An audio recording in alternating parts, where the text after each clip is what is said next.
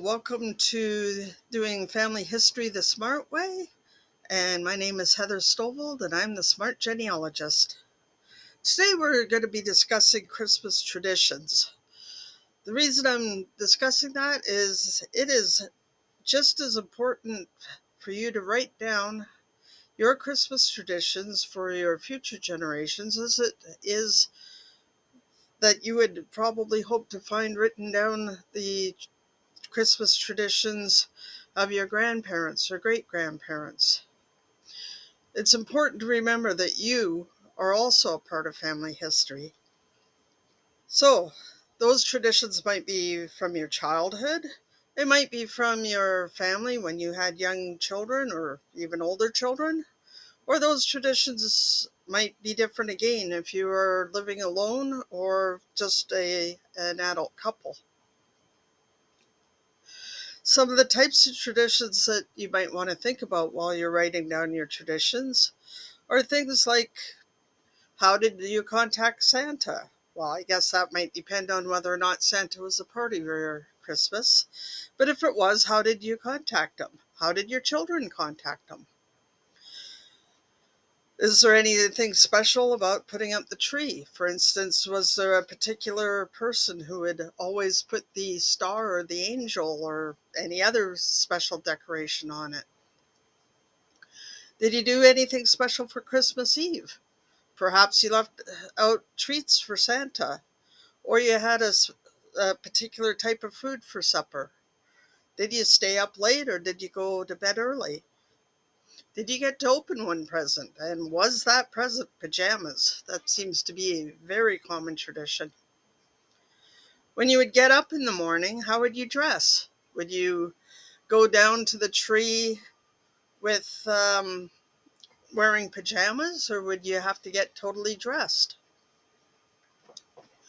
When you opened up stockings, was that a special time or was the stockings almost a second thought?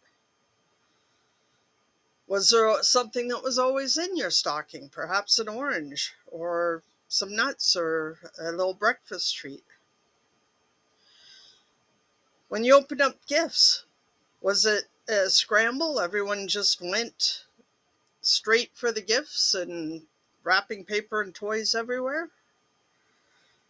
Or was it the other extreme where you'd have to sit quietly while one person opened up a present and then the next person would open a present? Or maybe it was in between. For instance, we do one present for each person at the same time. What about breakfast? Was breakfast before or after you opened the uh, the trees? Was there anything in particular that you'd eat? Or was breakfast after opening the gifts? Perhaps it was more of a brunch than breakfast. Were there special treats? And what was the main meal? Was it the traditional US and Canadian Christmas turkey? Or was it, ordering Chinese food or Kentucky Fried Chicken? Then there's the kind of unusual traditions, the ones that don't really fit in a single category. I'm going to spend just a few moments and share some of my childhood eh, traditions and some of my adult family traditions. The first one I'm going to share, I always thought was really special. Our Christmas tree was handmade. It was handmade by my dad and my granddad. The story, as I understand it, because it was made before I was born, was that it was back in the 50s or very early 60s when aluminum trees were all the rage. My granddad was a um, kind of a jack of all trades, I would say, and he had seen the trees, and he went and he examined a few of these aluminum trees that were all the rage, and he said to himself that he could make that. So I don't know the entire process, but I know that he'd gotten a whole roll of a manufacturing type of grade of aluminum foil. It was shiny on both sides and much, much stronger than the aluminum foil that would be used nowadays for cooking or in the kitchen. But it still is like flexible in that it can move around and be manipulated. And I believe he modified one of his power tools, perhaps a saw of some sort or a jigsaw, and cut that aluminum foil into strips.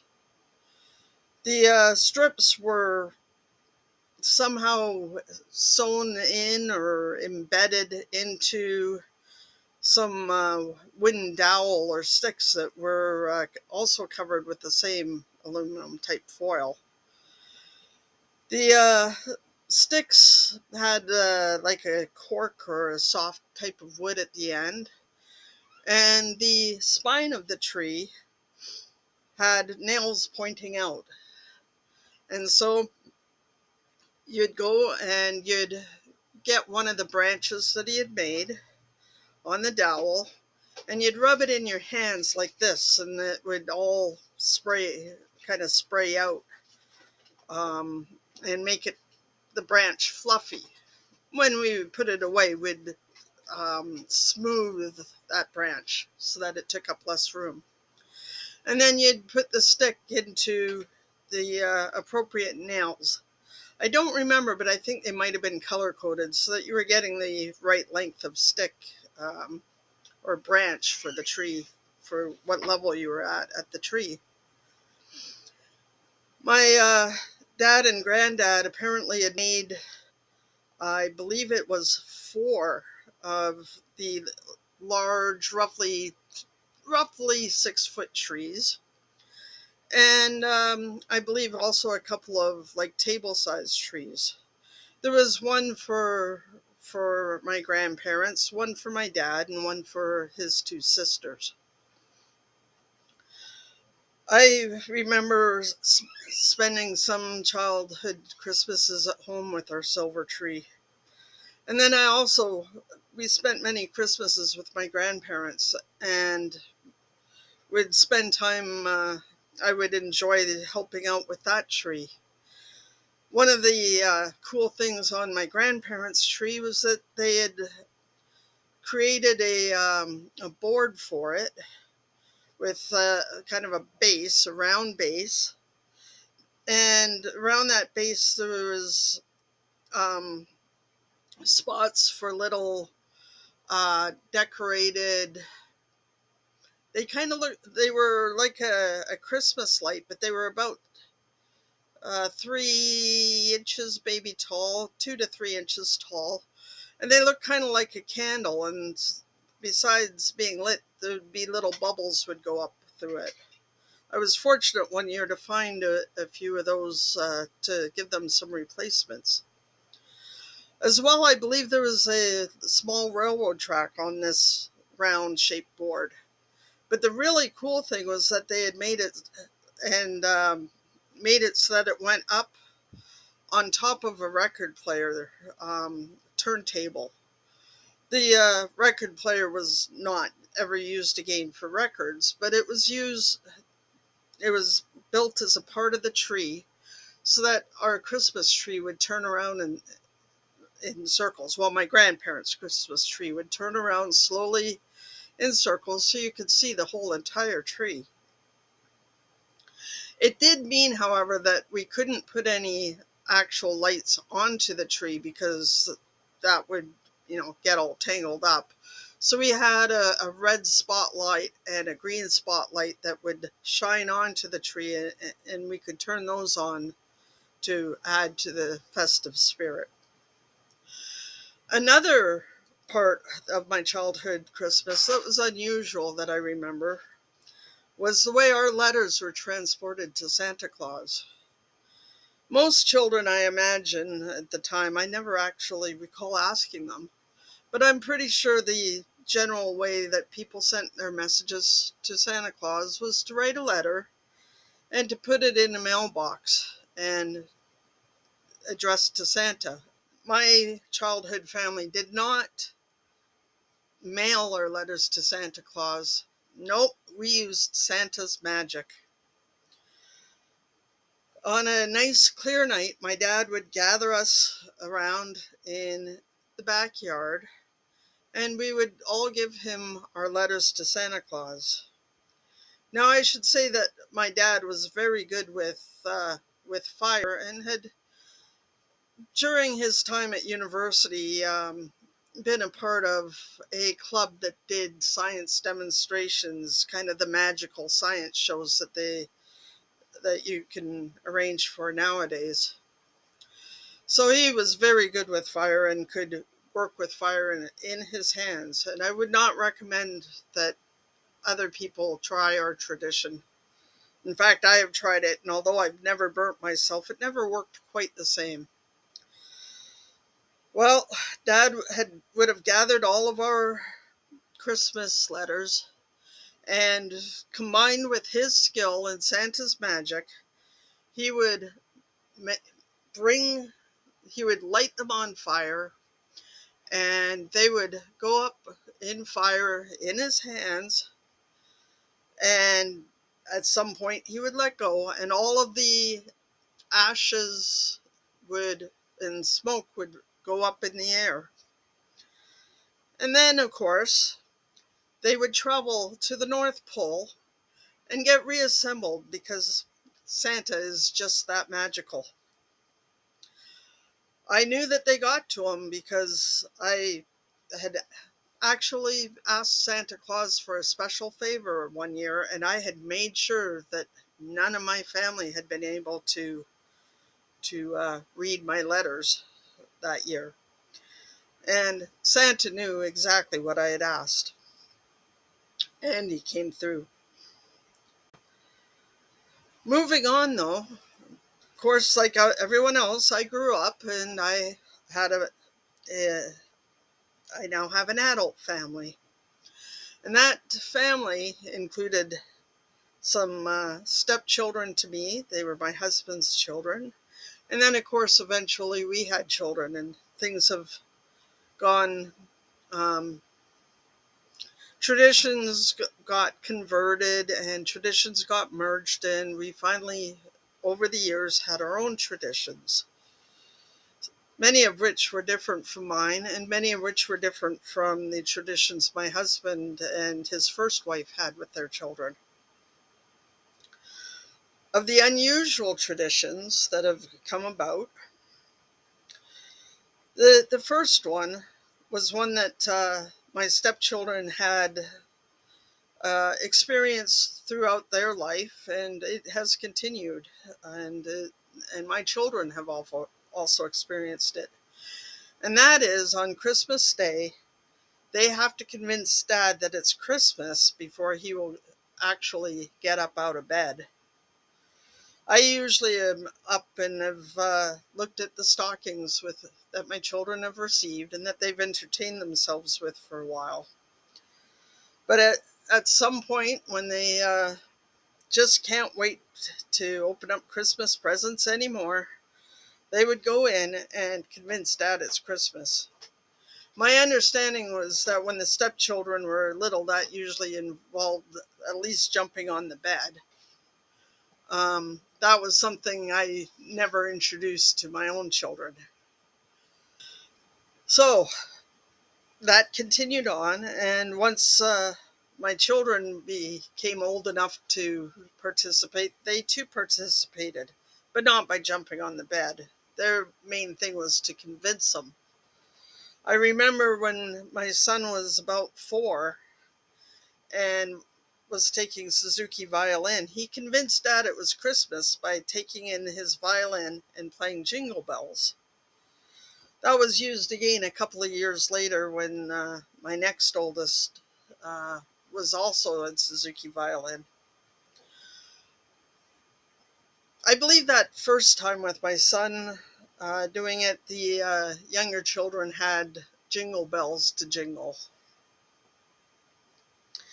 They've used such tactics as showing them a calendar, trying to show them a present, or showing them a picture of the tree with the presents under it, or, just outright telling him over and over and over until he'd get up. I think that they have found it a very enjoyable part of Christmas. The next tradition occurred kind of almost by accident.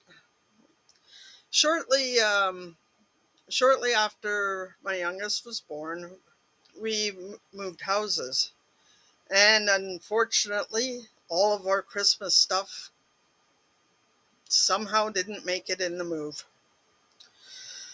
We had to buy a new artificial tree. Well, at least we decided that an artificial tree made a little more sense because we could reuse it instead of having to buy constantly. However, this particular year, my son would have just turned 1 by the time Christmas had arrived.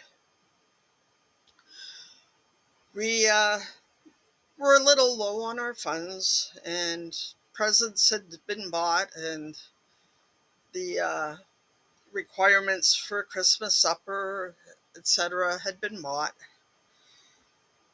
We had a tree, but we had very few decorations. I think maybe we had bought a string of lights or two as well. So my stepchildren got very resourceful. Um, the eldest, who was an adult and had a child of her own, helped us make little tree mice. I don't know how well you could see it, but we had made several. This was basically 19 years ago, and some of our mice are now blind because they no longer have their eyes. Many have lost their tail. I guess that the farmer's wife must have gotten to them. Several have lost their whiskers, perhaps trying to get mice out of or trying to get cheese out of the traps. But they still go on the tree, and each one is fondly enjoyed by the children. This star was made with we happen to have gold colored wrapping paper and a wrapping paper tube and cardboard from a cereal box. A matter of fact, I can still see the little bit of the nutrition information on the back. The star was cut out and wrapped, and the tube was wrapped, and this star sits on top of our tree every year for the last 19 years. It's looking a little more ragged, but my kids do not want to ever get rid of this star. This star is going to be on our tree until it is entirely disintegrated or they no longer have any control over it. I don't know. I figure it should be up there forever.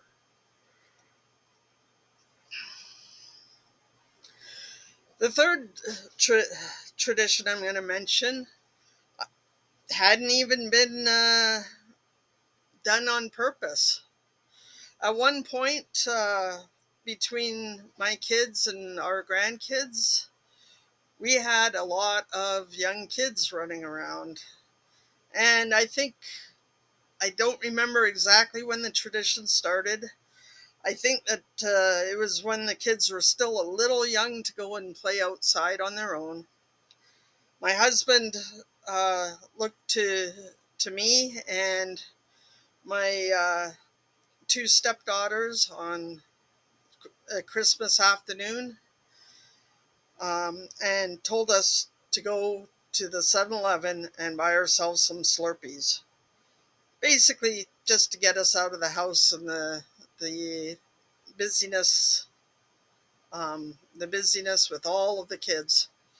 So I took a little bit of convincing, but I got in the car and drove all of the adult females in the house, me and my two adult stepdaughters, and we went and we got a Slurpee.